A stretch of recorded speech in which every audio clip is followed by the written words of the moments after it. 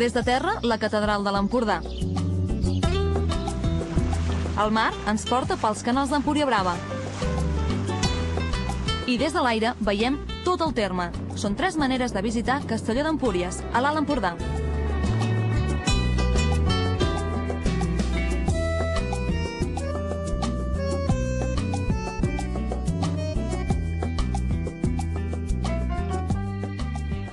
Pont vell de 7 arcades, bastit en 7 anyades. Cada anyada, una arcada sobre el riu. Per entrar a Castelló d'Empúries, travessem el pont vell sobre la Muga amb mossèn Narcís Costabella. Fa pocs anys que viu aquí, però ja s'ha habituat al dia a dia del poble. Parce qu'ici, il y a un nouvel restaurant, mais vous cherchez celui qui est à côté même de la mairie. Què fa la gent d'aquí? Sí, generalment doncs, hi ha un món rural encara, no tan fort com abans, i doncs, molta gent aquí al treball doncs, dels diferents oficis. Després, jo diria també de serveis, a vegades anen a treballar a Empuriabrava, o Figueres, o altres pobles. De turisme? El turisme, evidentment, que porta molta gent, diria, molt de serveis, i per tant també s'adapten a aquest món. Mossèn, arribem a la seva plaça, veig, A meva no. És massa grossa per mi. La plaça de mossèn Cinto Verdaguer, precisament, Aquesta cèntrica plaça allotja una de les joies del poble, l'església de Santa Maria de Castelló, l'anomenada Catedral de l'Empordà. Aquí hi ha per batejar molts nens, Sí, i homes i dones també. És molt, diríem, políglota la comunitat d'Empuriabrava. I sobretot els que primers van ser els alemanys. I abans de venir jo mateix aquí ja es feia una missa en alemany, s'ha potenciat, hi havia molta gent, i especialment joves.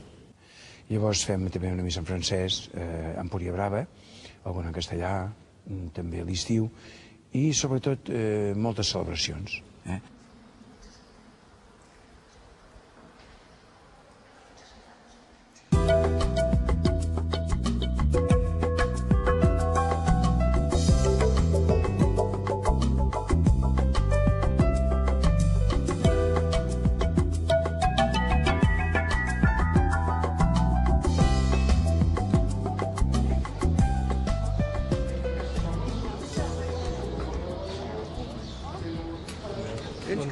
Hola, bon dia.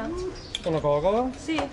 Escolta'm, Jaume, veig molta gent estrangera, no, per aquí a Castelló? Sí, és que a Castelló ara fa uns quants anys que hi ha molt de turisme, Empuriabrava n'ha portat moltíssima gent. Ja fa 30 anys que aquí es visquia de la pagesia i ara ja fa un temps que, vull dir, pràcticament tothom viu del turisme. Els turistes passegen pels carrers medievals del poble de Castelló i naveguen pels canals de la urbanització d'Empuriabrava.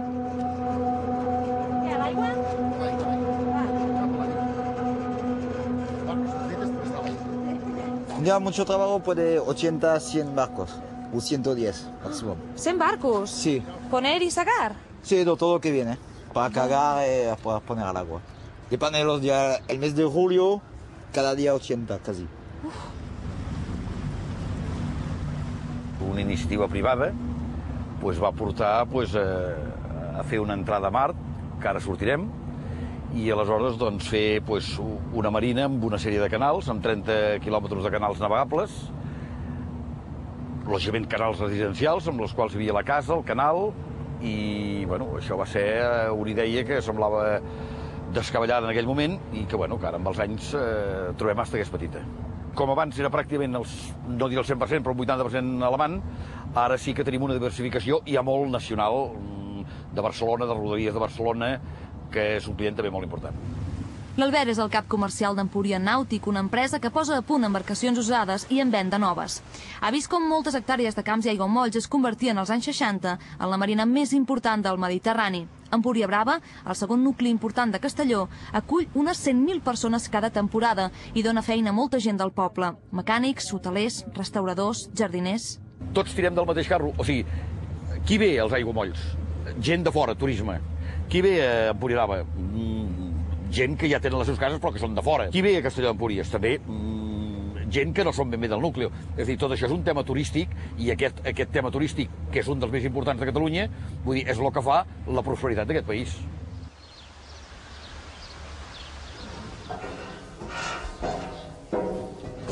Doncs sí, a la Medal de les Sitges, eh? Mira, un paisatge impressionant, eh? Sí. Això només no es troba enlloc, perquè normalment una vista així elevada la veus a dintre el poble, però estàs a dintre un poble, dalt del campanar. En canvi, aquí no hi ha cap casa, són 360 graus sobre l'Empordà, i tota la reserva, tota aquesta zona que s'hauria convertit en una urbanització fa uns quants anys. Qui ho hagués dit, no? No tan sols és parc natural, sinó reserva integral, la màxima figura legal de protecció, perquè tenen un valor altíssim, encara això costa d'entendre. Els aiguamolls de l'Empordà són l'antítesi d'Empúria Brava. També havien de convertir-se en una urbanització, però una important protesta popular va aturar el projecte. Ara és una de les zones humides més importants de Catalunya. Al Centre d'Acollida i Recuperació del Parc hi ha arribat una cria de gamarús. Aquí el que fem és això, únicament és fer-los créixer i que musculin una mica les ales, perquè quan són petits estem amb una gàbia més petitona, amb escalfor, anem canviant una mica la gàbia fins a arribar a una de vol, que puguin muscular una mica les ales i deixar-los anar. Però esclar, l'important és que se sàpiga que en tot cas no agafar-los, si els trobeu un marge d'un camp, amb un rec, deixeu-los, perquè els els estan vigilant i els porten el menjar al vespre. El millor és deixar-los estar.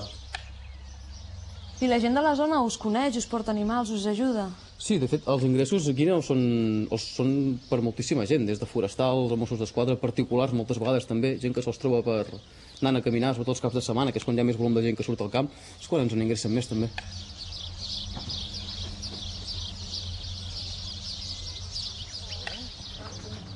Molt bé, i ara penja't de mi, cames cap enrere, molt bé, peça dreta. Vale, això és el que passarà quan estiguem a la porta de l'avió i quan digui posició és el que has de fer. Tens alguna pregunta? Sí, quanta estona hi ha de caiguda lliure? A caiguda lliure estem 50 segons i després amb el paracaigudes obert uns 5 minuts, més o menys. 50 segons com semblarà una eternitat, no? No, semblarà molt curts, ja ho veuràs. Vale. A Castelló d'Empúries hi ha un dels centres de paracaigudisme més importants del món. S'hi fan més de 100.000 salts l'any. Aficionats, pilots professionals, equips de competició. També s'hi fan salts en tàndem per a principiants. Ja ens hem enlairat. El nostre instructor Antoni subjecta el seu arnès al nostre. Som a 4.000 metres. I ens llancem al buit. Velocitat, vertigen, sensació de llibertat. La caiguda lliure és impressionant.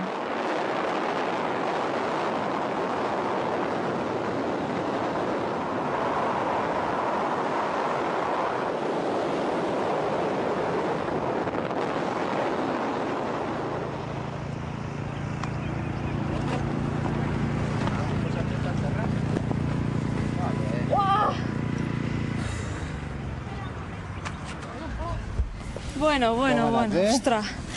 Som així de petits, eh? És increïble, és incomparable. T'ha agradat? És volar. Molt. Molt bé.